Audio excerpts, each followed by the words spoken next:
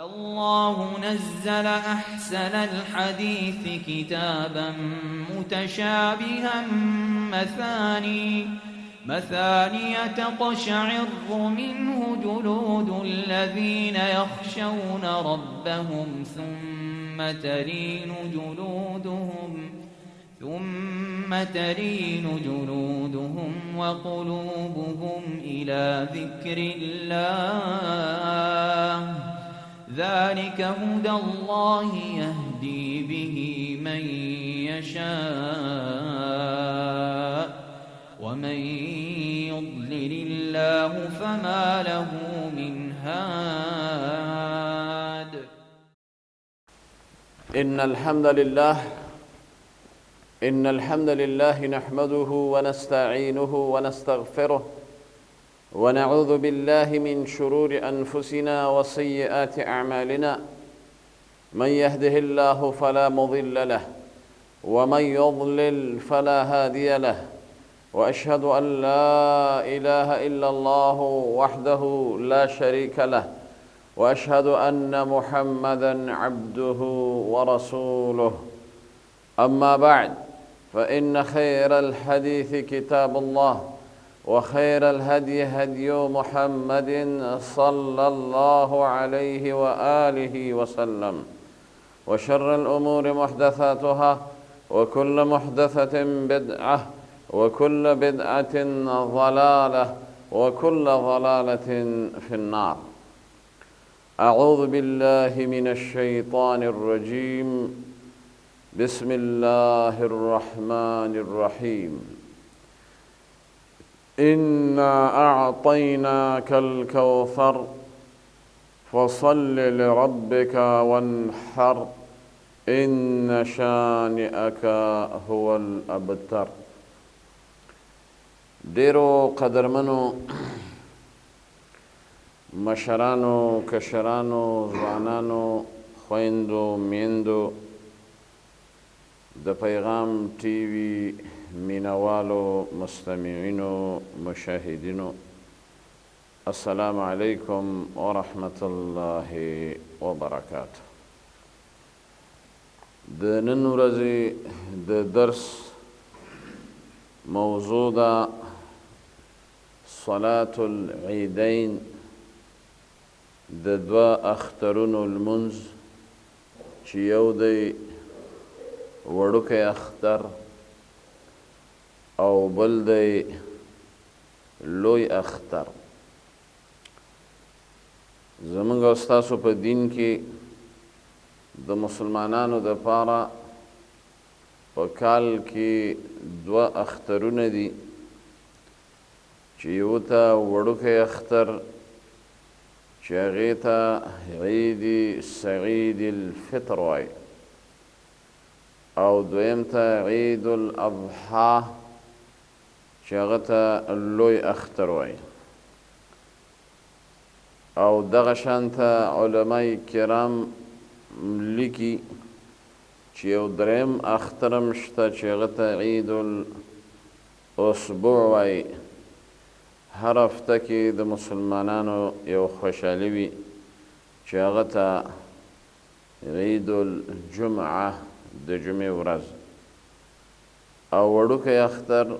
دا خو چې کله مسلمانان د روژې نه فارغ شي نو بیا شکرا لله د الله سبحانه وتعالی شکریه ادا کوي چې روژه یې ونیوله او توفیق یې ورکړه، نو بیا ځکه دې ته عید الفطر چې په دې ورځ باندې خوراکونه کوي او مسلمانان د روژې د نیولو نه فارغ شوله. او دویم ته چې عید الاضحی چې لوی اختر ورته وایي په دې بنیاد چې د قربانیو نه وروسته او د حج د مناسکو نه وروسته مسلمانان مؤمنان په دې ورځ باندې الله سبحانه وتعالی ته وینه تویوي، څاروي حلالوي، نو ځکه عید الاضحی ورته وایي. عید الجمعه د هفتې د ورځې یعنی هفته کې یوه ورځ ده چې هغه ته د جمعې ورځ وایي. مسلمانان مؤمنان په خپلو کې د جمعې په لمانځه کې یو بل سره میلاویږي او د یو بل د حالاتو نه خبریږي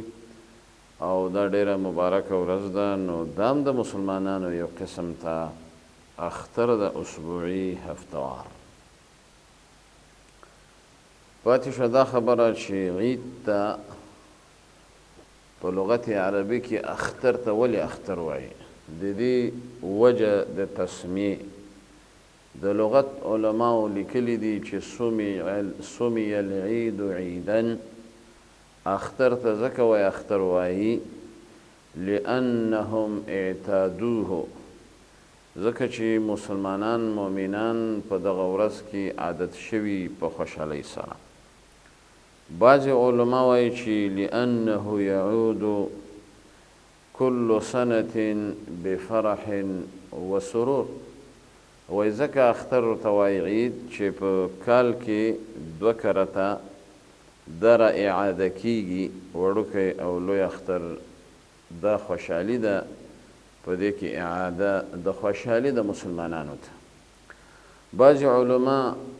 هغه د لغت دا هم وایي چې عید ته عید ځکه وایي لعوده وتکرره ولعود السرور والفرح في هذين اليومين. نو په دې کې وجه د تسمیې معلومه ده چې الله سبحانه وتعالی د طرفه په مسلمانانو کومه خوشحالي ده لکثرت عوائد الله، د الله د نعمتونو کثرت هغه په خپلو بندګانو باندې په دې ورځ کې کړی او کوي چې هغه د لوی اختر او د وړوکي اختر ورځ ده. د دې مشروعیت په کتاب الله په قرآن کریم کې موجود دی او په سنت رسول الله صلی الله علیه وسلم په احادیثو کې ذکر دی. لکه ما چې کوم سورت کوثر تلاوت که، د دې سورت کوثر په دې آیت کې د اختر د لمونځ ذکر دی، بلکې په امر دی چې فرمایلی دي فصل لربک وانحر. د دې تفسیر د صحابه کرامو څخه او بیا د الله د نبی نه په روایت سره هغه دا دی چې فصل ای صلاة العید لربک وانحر، لمونځ به کوې چې مراد ترې لمونځ د اختر دی او قرباني به کوې دپاره د الله سبحانه وتعالی.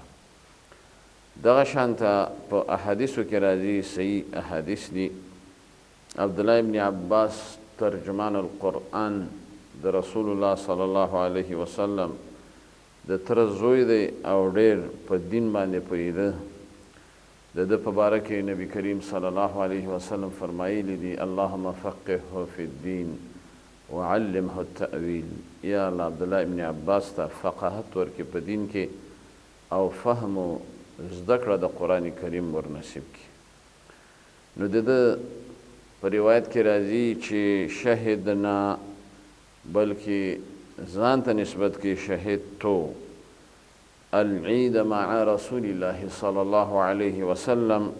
و ابي بکر و عمر و عثمان. وایي زه حاضر شویم د الله د نبی سره د اختر په لمانځه کې، د هغې نه وروسته د ابوبکر صدیق سره، د هغې نه وروسته د عمر رضی الله عنه سره او بیا د هغې نه وروسته د عثمان رضی الله تعالی عنهم سره. فکلهم کانوا یصلون قبل الخطبه، چې د ټولو به مخکې د خطبې د اختر د لمانځه دپاره به مونځ به یې مخکې کو او خطبه به یې بیا وروسته ویلې. په یو بل روایت کې راځي چې کلهم کانوا یصلون العید قبل الخطبه، هغو به د اختر مونځ کو، زه به موجود وم او خطبه به د اختر د مانځه نه وروسته وه او لمونځ به هغه مخکې و. نو دې وجې نه د اختر د لمانځه حکم په دې کې د بعضې علماو رایه دا ده چې دا فرض کفایي دی او راجحه مضبوطه خبره هغه دا ده چې نه صلات العید فرض عین دا مستقل فرض دی په هر چا باندې چې عاقل وي بالغ وي مسلمان وي او مقیم وي مستوطن وي نو چې کله د اختر ورځې راشي نو په ده باندې د اختر لمونځ لازمي دی ده به یې کوي د وجې د امر په دې منځه سره فصل لربک وانحر او امر لپاره د وجوب دی او قرینه صارفه هم نشته چې د وجوب نه ندب یا استحباب ته هغه اړولي د دې وجې نه احادیثو کې ډېر زیات احادیث دي نبی کریم صلی الله علیه وسلم نه صحابه او صحابیاتو چې حدیث د ام عطیه رضی الله تعالی عنها دی هغه وایي چې نخرج فی العید موږ به د اختر په ورځې باندې وتلو او موږ به داسې زنانه وو چې په موږ کې به پیغلې وې په موږ کې به مشرانې وې او په موږ کې به داسې زنانه وې چې هغه له به امر کېده چې الحید حیضې وې ماهواري بیماري یعنې بم پرې راغلې وې نو موږ به ایسته وتلو د اختر د لمونځونو دپاره البته هغه زنانه وې چې ماهواریانې وې بیمارې به وې یعتزلن مصلی النساء او مصلی المسلمین هغو به صرف دغه مانځه په دوران کې به یو طرف ته کېناستې مونځ به یې نه کوه لیکن خطبه به یې اورېدله مسلې به یې اورېدلې او دغه اجتماع ته به دوی حاضرېدله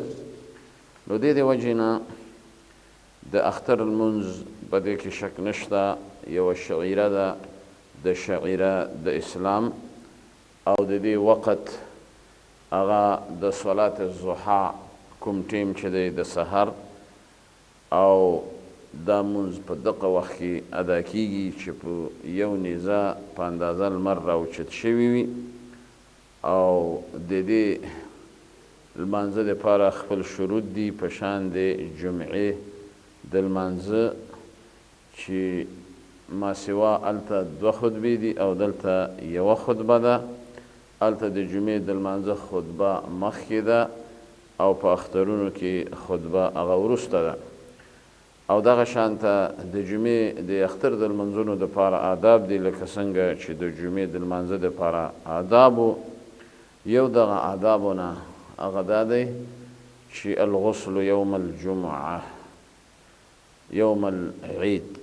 لکه څنګه چې د جمعې په ورځ غسل پکار وي دغه شانته د اختر په ورځو کې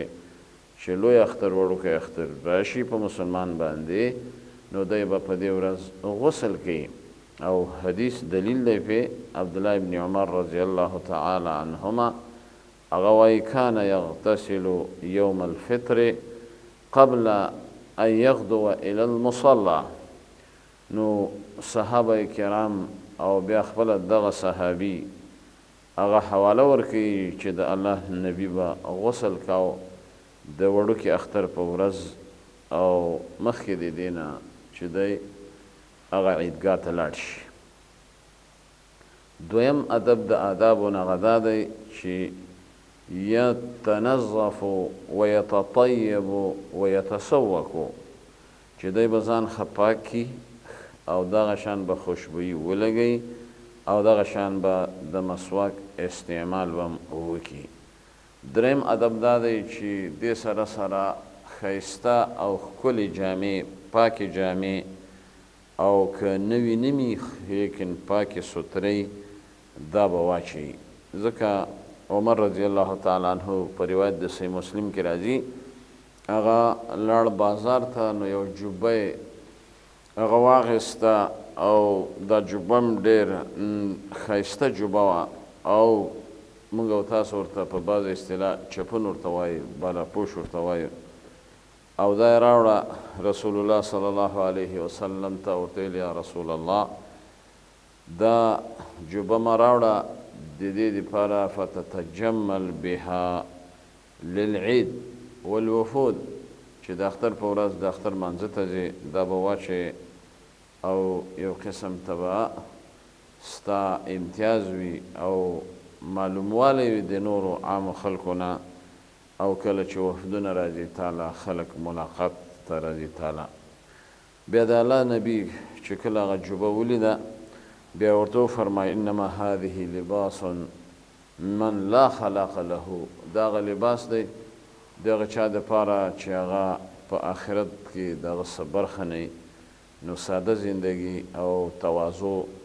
او عاجزي هغه پکار وي د مؤمن او د مسلمان دپاره المهم دا ښایسته لباس اچول خاص کر علماو ته خطباو ته مشایخو ته اهل علمو ته په ورځ د جمعې بیا خاص کر چې لمونځ کوي د جمعې وي یا د اخترونو وي دا ورله پکار ده بل ادب د آدابو د اختر د مانځه نه هغه دا ده چې مخکې د دې نه چې وړوکی اختر وي دی باید خوراک وکړي او بیا کجورې وخوري هغه تاق کجورې دام سنت دی په وړوکي اختر کې او په لوی اختر کې بیا سنت دا دی چې د دې قربانۍ نه دی هغه خوراک وکړي او افطاري وکړي بل آداب د آدابو نه دا ده چې اختر ته به وځي پیادل په وقار سره په سکون سره دا غوره دی موټر کې هم تللی شي پیاده کې اجر و ثواب زیات دی بل آداب د آدابو نه دا دی چې په کومه لار راغلی وي عیدګاه ته نو په واپسۍ کې به لار هغه بدله کړي او بل هغه دا دی چې په دې ورځ باندې به عیدګاه ته چې ځي نه به لمونځ کوي نه به اذان کوي نه به اقامت کوي دا د اختر په لمانځه کې نشته صرف دا الفاظ شته چې الصلاة جامعه لمونځ هغه خلک را جمع کیدونکي دي او کوونکي دي نو دا په بعضې روایتو کې دا الفاظ د صحابو نه ثابت دي بل وختي التبکیر الی المصلى عیدګاه ته تلل دا مستحب او ډیره ښه خبره ده او بل دا چې د جمعې په ورځ باندې د اختر په ورځ باندې به عیدګاه ته اسلحه د ځان سره نه وړي پاتې شو د اخترونو لمونځونه کیفیت هغه دا دی چې په دې کې مختلف روایت دی خو راجح هغه پکې دا ده چې 12 تکبیرونه دي 7 تکبیره په اول رکعت کې دي او 15 تکبیره په دویم رکعت کې دي او بیا په دې کې بعضې علما دا وایي چې په اول کې به تکبیر تحریمه ووایي او د اعوذ بالله او بسم الله نه مخکې او بیا به 6 تکبیره ووایي نو په اول رکعت کې ټول 7 تکبیره شو او په دویم کې هغه به 15 تکبیره ووایي او د هر تکبیر سره لاس اوچتول دم سنت دی او بیا به فاتحه ووایي په دواړو رکعتونو کې او بیا به د فاتحې نه وروسته په اول رکعت کې سورة الاعلى سبح اسم ربک الاعلى او په دویم رکعت کې سورة الغاشیه هل اتاک حدیث الغاشیه سورت هغه دا ووایي او بیا چې کله خطیب سلام وګرځوي د مانځه نه نو بیا به خطبه ورکړي بعضې علما وایي 2 خطبې لیکن راجحه خبره په دې کې یوه خطبه ده او بیا به په دې کې تکبیرونه ډیر وایي او په دې سره د اختر لمونځ هغه ترسره کیږي الله سبحانه وتعالی دې موږ او تاسو ته د دې اختر د لمونځونو د مسایلو د احکامو تفقه نصیب کی او الله سبحانه وتعالی دې دغه خوشحالي د اخترونو بار بار په مسلمانانو باندې هغه اراده کی په داسې حال کې چې مسلمانان مؤمنان په خپلو ملکونو کې وطنونو کې په عزت سره په امن و امان سره او په داسې حال کې چې اسلامي حکومتونه وي، نظامونه وي، حدود او شریعت هغه نافذ وي او په مینه او محبت باندې دغه خوشحالۍ دوی مناوي او لمانځ نور په الله سبحانه وتعالی سپارم. وآخر دعوانا أن الحمد لله رب العالمين.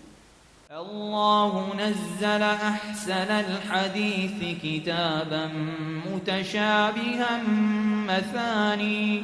مثاني تقشعر منه جلود الذين يخشون ربهم ثم تلين جلودهم وقلوبهم إلى ذكر الله ذلك هدى الله يهدي به من يشاء ومن يضلل الله فما له من هاد.